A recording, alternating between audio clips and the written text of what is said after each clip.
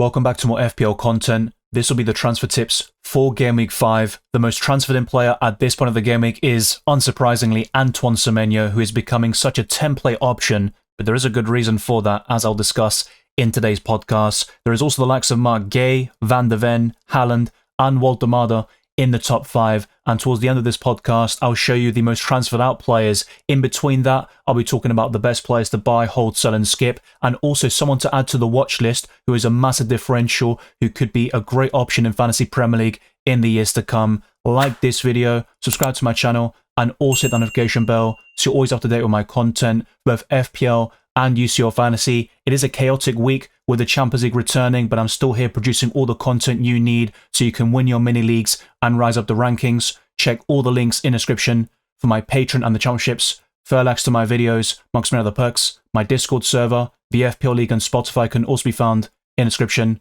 But without further ado, let's jump straight into it. There is no better place to start than the most transferred in player at this point of the game week, Antoine Semenyo, and I don't think that will change before the deadline. He has 3 goals and 2 assists for Bournemouth so far this season. He has been outstanding for the Cherries and even took a penalty this weekend to score his first ever goal for Brighton, and he also got the assist for that great goal scored by Alex Scott. So before that, the Cherries really struggled against Brighton, and Semenyo never scored or assisted against them. But things changed this weekend, and now he's going to face Newcastle at home, Leeds away, Fulham at home, Crystal Palace away, and Nottingham Forest at home. So the fixtures long-term are decent. I wouldn't say they're great on paper. A lot of them are quite mixed bag, you could say, but I will lean more towards good fixtures than bad ones, and Semenyo is ultimately fixture-proof. Sometimes he'll produce the bigger returns in the more difficult games, like Liverpool away, which remains his biggest ever kind of goal contributions and also score in FPL so far this season. But that could obviously change at some stage because he's becoming an even better player and he always has the shot volume. But this season, he's getting even more big chances with 6 to his name in the first 4 game weeks and 36 FPL points. And that's why his price continues to rise. I think it was Saturday night where he went up to 7.5 million, and I'll talk about him a lot in my team selection video as well. With 12 shots this season, 11 of them have been inside the box, 5 on target. The XG is also very sustainable and healthy at 2.75. The expected assist is lower though, and I think that could certainly improve over the coming weeks. It's only 0.21 at the moment, 0 big chance created, but 7 key passes. So the signs are still there for Semenyo to add the creativity to his game and get even more assists and have those stats be more sustainable, because I think the goal scoring is, but maybe not the creativity at this moment in time. I think Semenyo is undoubtedly the best Bournemouth attacker you can invest in. I like Evanilson, but he would be second in that ranking, and Senesi is a great option in that defensive line. I also like Diakite and Troffert, with Petrovic in goal being a decent 4.5 million goalkeeper, but I think Senesi is the only one who can compete with Semenyo as the best Bournemouth asset overall, and the Ghanaian is top quite comfortably. He might be called a shin kicker by some people, but there's no doubting Moises Caicedo's ability as a defensive midfielder. He's amongst the best tacklers in the Premier League, and he also has the pace and physicality to deal with the Premier League and also the South American qualifiers. His aggression, the timing, and just his defensive nous is up there with the very best in Europe. So I think Caicedo will score defensive contribution points in most matches this season. The only time he has failed to do so far in this campaign was against West Ham in a 5-1 win, where he scored anyway. And against Brentford in that 2-2 draw on Saturday, he scored and also scored DEFCON to produce 12 points overall. So that's 2 goals this season, no assists, 59 defensive contributions, and 29 FPL points to show for it. He offers amazing value at 5.5 million. The only downside is if you want to go for João Pedro, Palmer, and one of Sanchez or Cucurella to cover Chelsea defensively, Caicedo would block that triple up. That's the only downside. But at this moment in time, I would argue Caicedo is better than the vast majority of them, except for João Pedro. And the fixtures are still quite decent. And in difficult games like Liverpool at home, Caicedo will almost certainly get defensive contributions in such a game. Now, he does have some yellow cards and reds in him. I know the one against Argentina was very harsh, but Caicedo is very aggressive and he can push the limit. So that would be the only concern. Sometimes you won't get bonus points from him, even if he has a great match, because he gets a lot of bookings, and you might even get the odd red here and there. But overall, he's going to offer you consistency with defensive contributions in virtually every single game. I think the goals will dry up a little bit, but he can still score even more this season compared to previous campaigns. He only has 4 shots so far in this campaign, with 2 shots on target, 2 inside the box. The XG is quite low. The one against Brentford is a great strike from outside the box, so only 0.42 when it comes to the expected goals, and the XA is 0.16, so don't expect many assists from Caicedo, but he could definitely get 5 goals and a couple of assists here and there throughout the course of the season. Only 1 big chance, no big chance created, and 0 key passes, but Caicedo is there to give the ball to the more technical players on the pitch and keep winning the ball back for Chelsea, which is doing so well over the past year. So I think Moises Caicedo is a purchase, and at this price and below, he's the best midfielder in the game.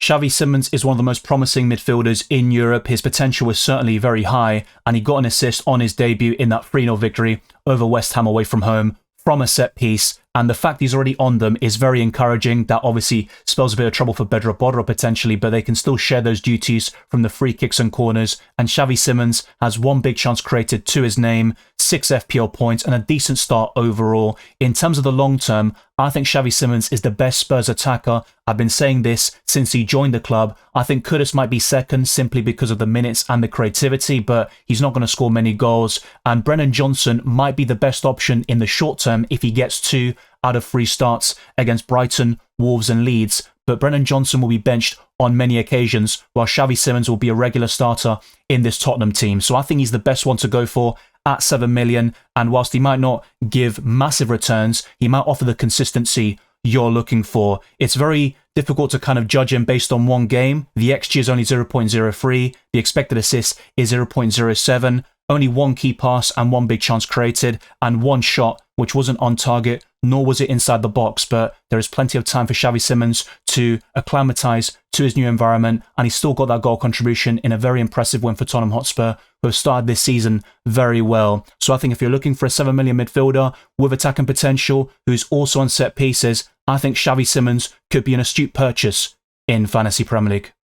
You might be fed up of Ollie Watkins and just the constant blanks every single week, and you see this classification of a hold and think, I'm clicking off this video. But don't go anywhere, because Ollie Watkins still has great fixtures over the next 3 game weeks. I know Sunderland away might not be as appealing as we first thought, and they have been very solid so far this season. That 0-0 draw against Crystal Palace away was almost as impressive as their victories at home against West Ham and Brentford. Now, Watkins has no goals and no assists, and Aston Villa are the only team in England's top 7 divisions to have not scored a single goal. I don't think anybody expected this start to the season that Villa have had. It's maybe a bit of a freak sort of start to the season for them. They had a decent pre-season in terms of the goal scoring. Their problem was defensively, but going into this new campaign, they're keeping clean sheets from time to time. They're looking relatively decent defensively, but they aren't creating enough chances and getting the ball to Ollie Watkins. But his XG is still 1.13. I think the goals will come with him, and it wouldn't surprise me at all if he started scoring in the so-called tougher games like Tottenham away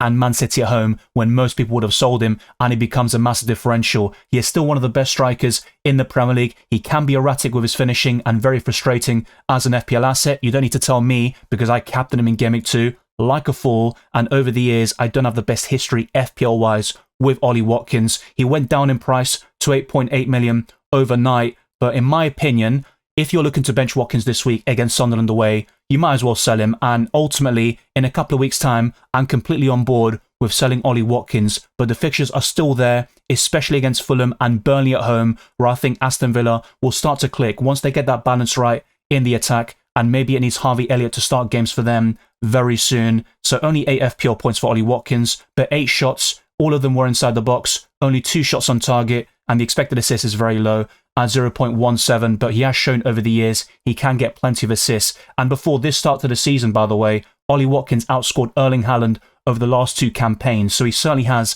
a very high ceiling and he can offer the consistency you're looking for. That hasn't been the case this season, and all Aston Villa players have been underwhelming. That includes Morgan Rogers. I'd rather sell him than Ollie Watkins, to be honest, but you could argue there are more options in the forward line to choose from, which is why you'd probably rather sell Ollie Watkins, who is more expensive. 4 key passes is decent, but we want points from Ollie Watkins, and the fixtures are still there for it. But my advice is to keep Watkins for the next couple of games with those good fixtures on paper, and ultimately, by Game Week 8, if he doesn't deliver, he becomes a sell very easily. It's a similar story with Chris Wood, who also has 8 shots to his name, just like Ollie Watkins, but at least he has 2 goals under his belt which came against Brentford in the opening game week, but that's now 3 consecutive blanks for Chris Wood, and he was subbed off before 60 minutes against Arsenal in that 3-0 loss. But facing Burnley away and Sunderland at home, I think Chris Wood will score in those matches, and he even got a hat-trick a couple of years ago against Newcastle away. I don't think he'll do that again, but he can certainly score in all of these matches. Even Chelsea at home would be another opportunity, with the Blues looking a bit suspect defensively in away matches so far this season. Their clean sheets have come at Stamford Bridge. So Chris Wood has 18 FPL points so far, which is a kind of mediocre return, especially when you compare it to his start last season. 8 shots inside the box. The XG is 1.62, so it's kind of sustainable. It's nothing spectacular, and it's also a very small sample size with only 4 game weeks worth of data. 2 big chances and 2 key passes. The other stats aren't particularly great. 4 shots on target, but Chris Wood scored a brace against Burnley the last time he played them, and whilst Nottingham Forest have a poor record against Burnley in general, I still think they'd be the favourites to win this game, and it's all about how quickly can Ange Postecoglou get his ideas into place and have Nottingham Forest create chances, and giving the service to Chris Wood, who thrived under Nuno Espirito Santo. So long term, Chris Wood might be a sell, but I certainly wouldn't do so in Game Week 5. You might be forced to sell Murillo because of his injury that he sustained against Arsenal, but Ange Postecoglou was asked about this straight after the game, and he said Murillo suffered a knock and he doesn't know the full extent of the injury. He will speak with the medical staff and then they'll determine if he's available for Game Week 5, but he said he hopes that Murillo is available against Burnley away, and if that's the case, he is worth holding on to for the next 2 game weeks. The same goes for Nico Williams, Sells in goal, and Milenkovic, and ultimately one of Morata or Savona could start as well, maybe even both of them, as we saw if Murillo is out injured. But Murillo is a good option overall. He was very underwhelming when I had him in terms of defensive contributions, but he did score those points against Arsenal in just half an hour. So I think depending on the fixtures, I think Murillo will do really well against the likes of Newcastle and Chelsea in terms of DEFCON, but ultimately against the teams Forest have more possession against, that's when Murillo might not give you the defensive contributions you're looking for, but the clean sheet potential is certainly there against Burnley and Sunderland. My prediction is for Forest to keep 1 clean sheet in that time frame, so keeping their assets could be worthwhile until Game Week 7, and they can still give you DEFCON in those difficult games on paper. So Murillo has 7 FPL points so far this season, 25 defensive contributions, no goals and no assists. His price tag is still 5.5 million, but he could go down to 5.4 in the coming days, and his ownership is only 4.9%. His stats aren't particularly great. No shots, no big chances. The same goes for big chance created, and the XA is only 0.2, but Murillo can still score a few goals this season. He has those great dribbles and runs for a centre-back, and he sometimes has an incredible effort from outside the box. It just needs to go in, like it has done a few times for Fabian Schär over the years. But Murillo is worth holding on to for the next 2 game weeks if he's available. Just wait for more updates and clarification on his injury, and we should get an update in midweek after Nottingham Forest play their next match. So I think Murillo is currently a hold in FPL.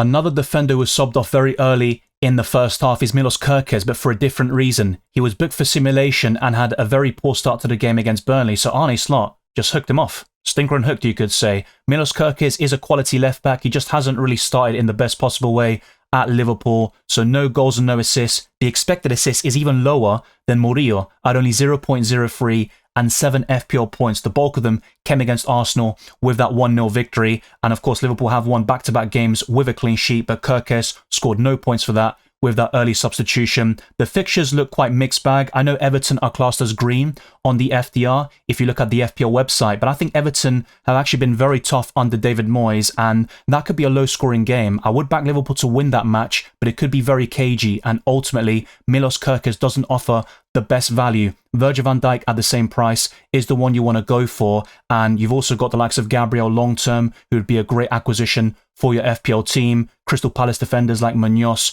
and Lacroix would also be enticing, and Marc Cucurella at 6.1 million. There's also Pedro Porro and plenty more where that came from. In the case of Kerkez, only 1 shot, which was inside the box, but not even on target. The XG is 0.08.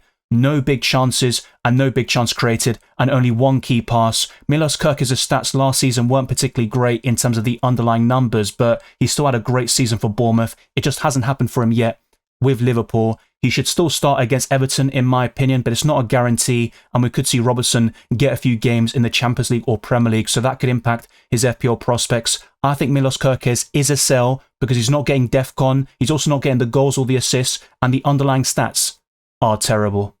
After starting the first 2 games for Newcastle, Anthony Elanga has been benched in successive games, which is quite strange to be honest when you look at it. And when I saw the news, I think in a deadline stream, that he could be benched against Leeds, I was actually shocked about it. And Harvey Barnes, of course, was another victim of that. But he started in Game Week 4, unlike Elanga. So that's going to be a big concern moving forwards. The best Newcastle attacker is Waldemada at 7 million up front, but Elanga just isn't worth keeping right now, with his minutes being a massive risk. He's not even starting games, and Jacob Murphy got the assist for Waldemada's winning goal against Wolves over the weekend. So that's 0 goals and 0 assists for Anthony Elanga so far. 3 key passes, 7 FPL points, and the fixtures are mixed bag, but he can cause the likes of Arsenal problems. He might even start a game like that because of his pace and dribbling ability. And facing Nottingham Forest at home in Game Week 7, he might have a point to prove, so to speak, even though he decided to join Newcastle and be in the Champions League. But Elanga's stats in general aren't great. Only 2 shots, both of them inside the box, 1 shot on target.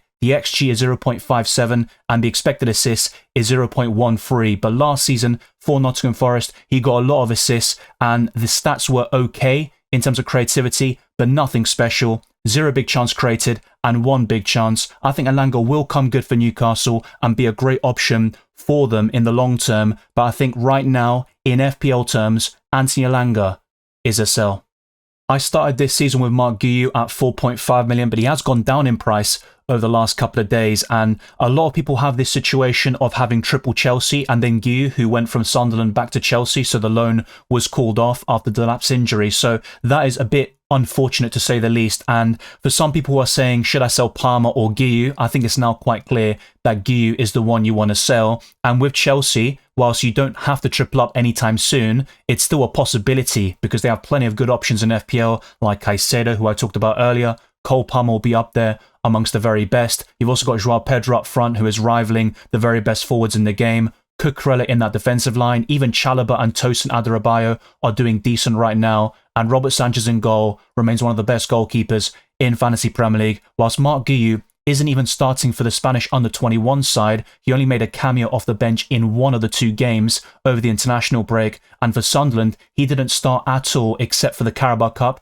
where he did score his only goal of this season so far. But in the Premier League, he hasn't done it so far. With only 13 minutes worth of game time, it's very difficult for him to make an impact. 2 FPL points. Now, it does depend, because if you don't have a triple up in Chelsea and you're not planning to buy Palmer, Caicedo and all these other options I discussed, then you can keep Mark Guiu for now and focus on bigger priorities elsewhere, but that might not be the case. He has had 1 shot so far this season, which was inside the box, but the stats aren't worth talking about because it's 13 minutes worth of data. So I think Mark Guiu is a sell if possible, but of course I understand that at 4.4 million, he might just be your third option and he's always going to be on your bench and you've got bigger fish to fry when it comes to transfers.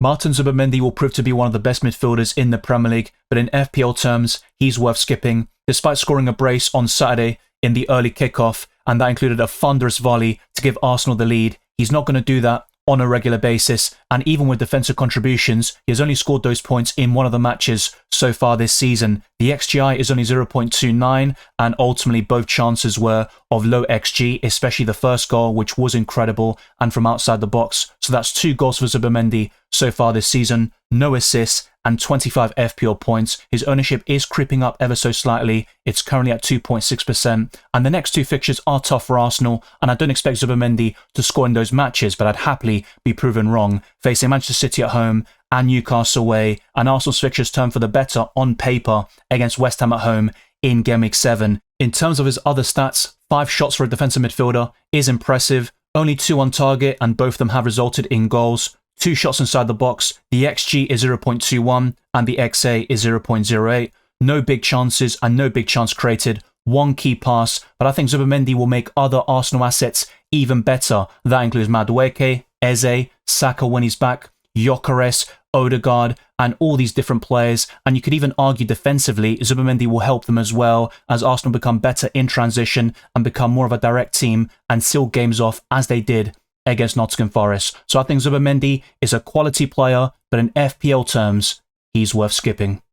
A player we should add to the watch list is Nick Waldemada, the new signing for Newcastle, who scored on his Premier League debut against Wolves. That was the winning goal, and that's a great way to get the fans on side. And at 7 million, he could be a great option. He is currently my favourite Newcastle attacker, which includes Jacob Murphy, Elanga, Bruno Guimaraes as a 6.5 million midfielder, and also Harvey Barnes. I think Waldemada will be the most consistent and get the bulk of the big chances for Newcastle. So he's got 1 goal, 0 assists, 3 shots, which is very impressive considering he's only played 1 game so far, and it was only around 60 minutes, so that could be a slight concern in the short term. But Waldemada will also have his minutes managed for the Champions League, and they've got a big game on Thursday against Barcelona. So that's 9 FPL points as he got all the bonus points there for Newcastle. 1 shot on target, 3 shots inside the box. The XG is 0.27 and the XA is only 0.02. No big chances and no big chance created. 1 key pass, but once again, it's only 60 minutes worth of football or there or thereabouts. The fixtures aren't particularly great for Newcastle in my opinion, facing Arsenal at home in Gameweek 6, but they boast a decent record in recent years against the Gunners. Bournemouth away will also be tricky, and after that you've got Nottingham Forest, Brighton and Fulham, but Waldemada could be fairly consistent for that price tag. Whilst he wouldn't be in my wildcard team at this moment in time, he would be in the shortlist of the best forwards in Fantasy Premier League. On Monday morning, the most transferred out players include Ait Nouri, Aina, Ekitike, Wirtz, and Chris Wood. That makes up the top 5. Even Saliba is 6th, but he should be in contention to play against Man City. And as I discussed last week, I think Saliba is worth holding in the long term. Richarlison, Brennan Johnson, Kudus, and Marmoush are amongst other players. Of course, the Egyptian will be out for a couple of weeks. Aina's going to be potentially out for 3 months, maybe even more than that. So I think they're worth selling. And Ait Nouri could be another sell as well, which I talked about a couple of weeks ago in another Transfer Tips podcast. Florian Wirtz is definitely testing the patience of many FPL managers, and Ekitike is still worth holding on to in the short term. I don't think Isak will start anytime soon based on what we saw this weekend. He wasn't even in the squad, and as Arne Slot said in his press conference before the game, his minutes will be managed as they were for Sweden over the international break. But I think Chris Wood, Saliba, maybe Brennan Johnson short term could be worth holding on to right now. But let me know your thoughts down in the comment section below, and if you disagree with anything, let's continue the conversation across all my social media platforms. They can be found in the description. Thank you very much for watching this video and listening to this podcast. If you enjoyed it or found it insightful, then like this video, subscribe to my channel, and also hit the notification bell so you're always up to date with my content. For both FPL and UCL Fantasy, I'll be covering both fantasy formats throughout the season and making sure you're going to win your mini leagues and rise up the rankings. Follow me on X, Instagram, and Blue Sky, and check all the other links in the description for my Patreon and the championships, fair likes to my videos, amongst many other perks. My Discord server, the FPL League, and Spotify can also be found in the description. I'll see you on Saturday for the next FPL deadline stream, and before that, there'll be a team selection podcast and the best wildcard squad.